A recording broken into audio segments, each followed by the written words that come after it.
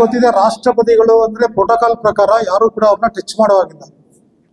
ಯಾವ್ದಾದ್ರು ಒಂದು ಅವಾರ್ಡ್ ಬಂದ್ರೆ 2 ದಿನ ಮುಂಚಿತವಾಗಿ ಎಲ್ಲ ಅವಾರ್ಡಿಸನ್ನ ಕರೆಸಿ ರಾಷ್ಟ್ರಪತಿ ಭವನದಲ್ಲಿ ಒಂದು ತರಬೇತಿಯನ್ನು ಕೊಟ್ಟಿರ್ತಾರೆ. ಹೀಗೆ ನೀವು ಹೋಗ್ಬೇಕು, ಹೀಗೆ ನಮಸ್ಕಾರ ಮಾಡಬೇಕು, ಹೀಗೆ ಅಲ್ಲಿ ನಿಲ್ಬೇಕು ಅಂತೇಳಿ ತರಬೇತಿ ಕೊಟ್ಟಿರ್ತಾರೆ. ಇಷ್ಟೆಲ್ಲದರ ನಡುವೆ ಸಾಲುಮರದ ತಿಮ್ಮಕ್ಕ ಅವರಿಗೆ ಪದ್ಮಶ್ರೀ ಬಂದಾಗ ಅವರು ರಾಷ್ಟ್ರಪತಿಗಳಿಗೆ ಆಶೀರ್ವಾದ ಮಾಡಿದ್ರು.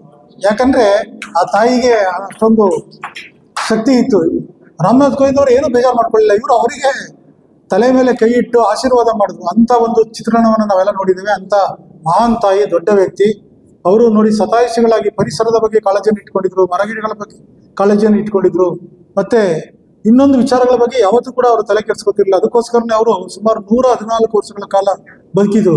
ಬಹುಶಃ ನನಗೆ ಸಿದ್ಧಗಂಗೆ ಶ್ರೀಗಳನ್ನ ಬಿಟ್ರೆ ಅತಿ ಹೆಚ್ಚು ಕಾಲ ಅವರು ಬದುಕಿದ್ರು ಕರ್ನಾಟಕದಲ್ಲಿ ಅಂತೇಳಿ ನಾನಾದ್ರು ಭಾವಿಸಿದ್ದೇನೆ.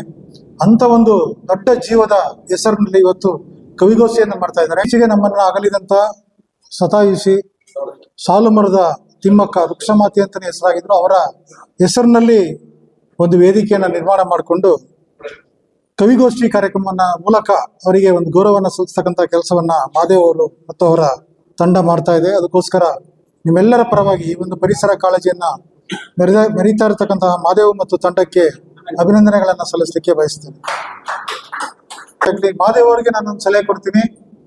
ನೀವು ಕಳೆದ 5 ತಿಂಗಳಿಂದ ಪ್ರತಿ ತಿಂಗಳು 1ನೇ ತಾರೀಕು ಕವಿಗೋಷ್ಠಿಗಳನ್ನ ಮಾಡ್ಕೊಂಡು ಬರ್ತಾ ಇದ್ದೀರಾ.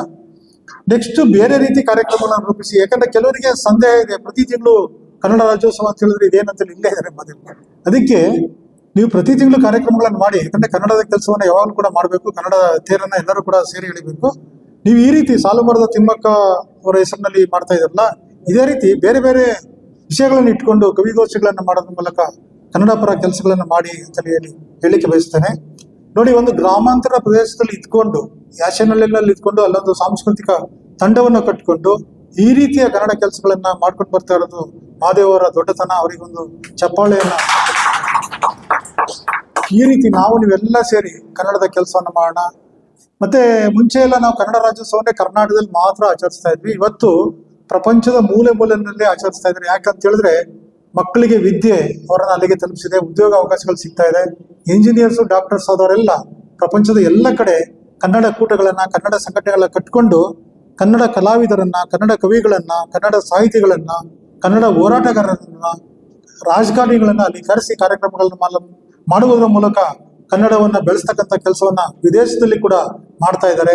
ಅಂತ ಒಂದು ಕನ್ನಡದ ಬಗ್ಗೆ ನಮ್ಗೆಲ್ಲರೂ ಪ್ರೀತಿ ಇರಲಿ ಅಂತೇಳಿ ಹೇಳ್ತಾ, ಕವಿಗೋಷ್ಠಿನಲ್ಲಿ ಪಾಲ್ಗೊಂಡಿರ್ತಕ್ಕಂಥವ್ರೆಲ್ಲರೂ ಕೂಡ ನಿಮ್ಮ ಸಾಹಿತ್ಯ ಸೇವೆಯನ್ನು ಮುಂದುವರಿಸಿ. ಖಂಡಿತ ಇವೆಲ್ಲರೂ ಕೂಡ ನಿಮಗೆ ಉಜ್ವಲವಾದ ಭವಿಷ್ಯವಿದೆ ಅಂತ ಹೇಳಿ ನನ್ನ ಮಾತು ಮುಗಿಸ್ತೇನೆ. ನಮಸ್ಕಾರ.